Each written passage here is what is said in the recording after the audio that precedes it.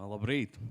Prieks jūs redzēt šajā rītā šeit, un saku labrīt arī tiem, kurus nepaspēju pasveicināt. Es šorīt ar jums kopā gribu domāt par piedošanu. Ko nozīmē piedot? Vai kristietim ir jāpiedod? Un ko darīt, ja sirds sāp tik ļoti, ka ir grūti piedot?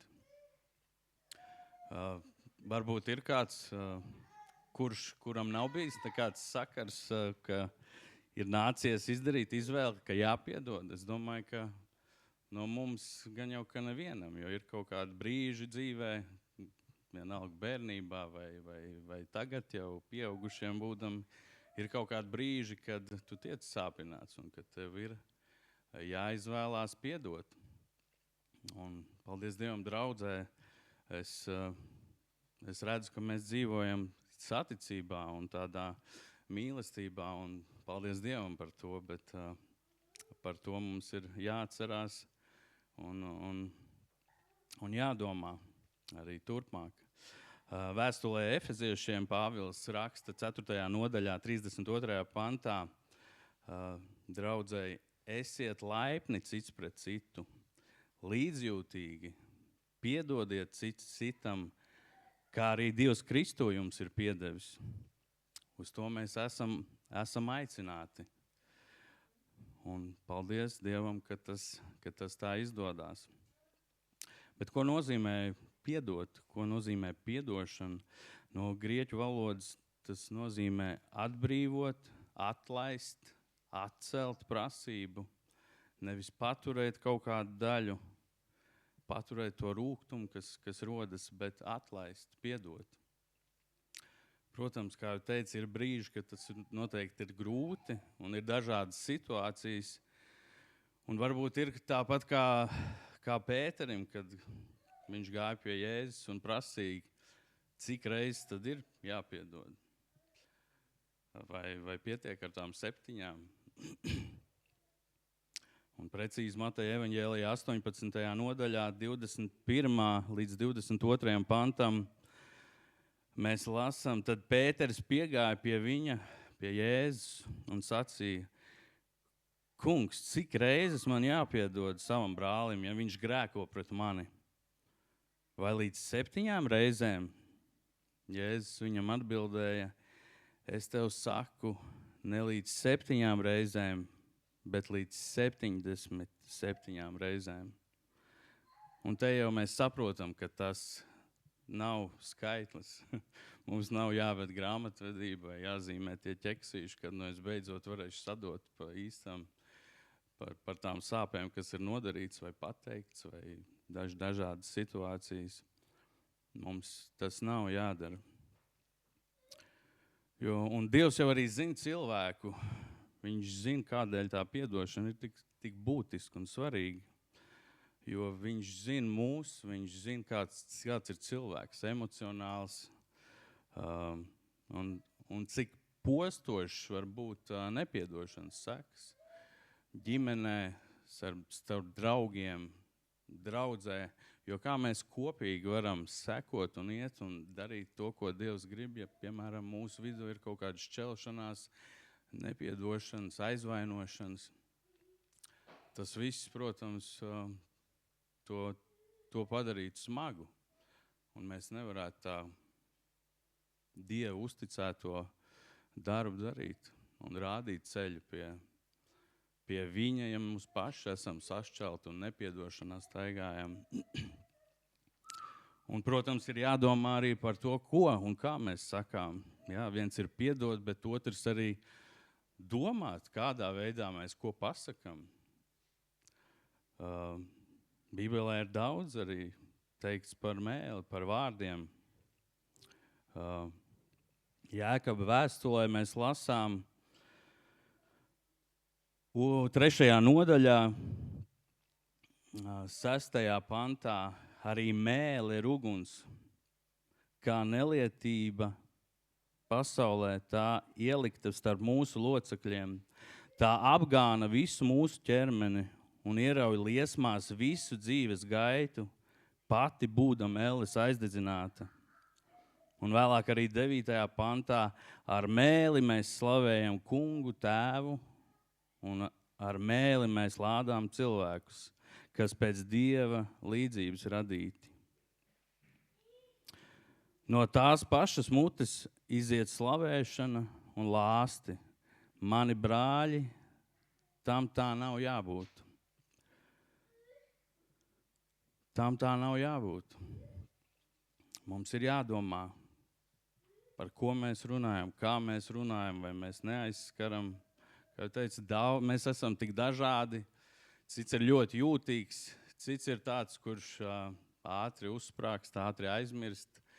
Bet varbūt tas jūtīgais aiziet mājās un joprojām tur pārdzīvo vai kaut kā netiek ar to galā, un tas cits cilvēks jau ir aizmirsis par to, vai nemaz nav iedomājies, ka tam otram tas varēs sāpēt.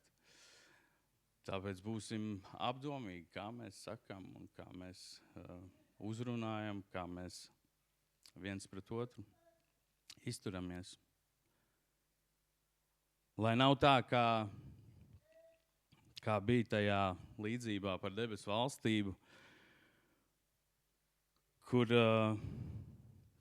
ķēniņš norēķinājās ar saviem kalpiem, un šis kalps bija attaicināts pie ķēniņa, un šis ķēniņš teica, atdod parādu. Un tas parāds ir bijis ļoti liels, un viņš saka, ka viņš nevar atdot šo parādu, un ķēniņš saka, nu tad tev ir cietums. Bet šis kalps lūdzās un žēlojās, lai apžēlojās par viņu. Un ķēniņš apžēlojas, viņš piedod visu šo lielo parādu, viņš atlaiž. Bet tajā pašā brīdī, kad vēlāk izgājas šis kalps ārā, satiek savu darba biedru, un viņš ne tikai saka, bet ķeras pie rīkles un saka, atdod, ko es parādā. Un šis draugs, šis darba biedrs arī lūdz, lai piedod viņam to, bet šis kalps to nedara. Viņš neatlaiž. Viņam pašam ir piedots, mums ir piedots daudz, bet mēs citreiz dēļ savas raksturu vai emocionalitātes mēs nepiedodam. Vai mums tā sāp, ka nespējam piedot, liekas, un gribas paturēt, un nesaprotam, kāpēc tā notiek. Un bieži arī, es domāju, tā vecumā droši vien virs 30. Es atceros, man liekas, ka Latvijā gan jau, ka katrs zina tēvreiz skaitījis, vai ne? Tieši tā, varbūt tas ir tikai skaitījis, jo ir tas sākums, kur mēs lūdzam Dievam, lai viņa prāts notiek un lai viņš svētī un dod mums maizi, bet ir tas pants, kur Jēzus mācīja, ka jālūdz un piedod mums mūsu parādus, kā arī mēs piedodam saviem parādniekiem. Un mēs taču negribētu būt tie, kas, lai Dievs piedod tā citreiz kā mēs. Mēs varbūt pat esam nepiedošanā, bet skaitam šo lūgšanu, lai Dievs piedod tāpat, kā mēs piedodam saviem parādniekiem. Tie ir tādi nopietni vārdi, un gan jau, ka citreiz lūdzot, pat arī mēs kristieši varbūt nemaz nepadomājam. Mēs lūdzam piedod mums mūsu parādus tāpat, kā mēs piedodam, bet varbūt mūsos vēl ir nepiedošana. Mēs nemaz nevaram to lūgt. Mums ir jāiet Dievu priekšā un jālūdz, lai Dievs palīdz ar to, lai Dievs palīdz atlaist. Jo citreiz tas nav varbūt cilvēcīgs spēkā pašam, bet tev ir jāizdara tā izvēle, ka tu ej Dievu priekšā un lūdz to. Lai Dievs atlaiž, jo varbūt pašam nav spēks. Tāpēc domājam, par ko mēs lūdzam, lai nav tā, ka mēs taču negribam, lai Dievs piedod nepiedošanā. Reiz kāds mans paziņa teica, ka es esmu visu piedevis, bet aizmirst gan es to nekad neaizmirsīšu. tas jau neizklausās par piedošanu, vai ne? Tā kā noteikti ir lietas dažādas dzīvē un ir grūtības, bet tikai Dieva spēkā citreiz tas arī ir izdarāms. Nepaturēt to. Nepaturēt, bet atlaist. Un Dievs mums piedod, tāpēc arī mums būs piedot. Es ticu, ka Jēzus saviem bērniem pat nepieļauj tādu domu, ka mēs nepiedodam, jo tad viņš nebūtu arī mācījis mācekļiem tā lūgt, piedod mums mūsu parādus, kā arī mēs piedodam saviem parādniekiem. Tad, lai kādi arī būtu tie apstākļi, tad Dievs, Jēzus pieļauj, ka mēs piedodam, ka mēs nedzīvojam nepiedošanā. Un Dāvida psalmā mēs lasām, ka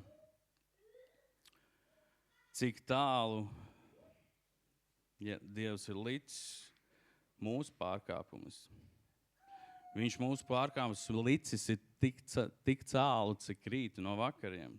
Citā tulkojumā, cik tālu ir austrumi no rietumiem. Tie nekad nesatiekas, vai ne?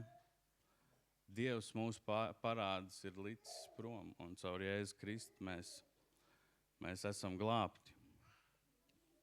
Tāpēc es aicinu, ka mēs varam par to lūgt un domāt savās sirdīs, lai Dievs sargā, ka mēs varam būt tie, kas piedodam, kas mākam sarunāties, mākam viens otram pateikt mīlestībā kaut kādas lietas, lai Dievs palīdz mums draudzē, ka mēs varam mīlestībā darīt visu šīs lietas. Ka Dievs mūs vada, ka Dievs mūs pasargā. Šajā dienā es arī ilgi negribu vairs jūs aizkavēt, bet es lūdzu, ka Dievs, ka mēs tagad arī varam nākt lūkšanā.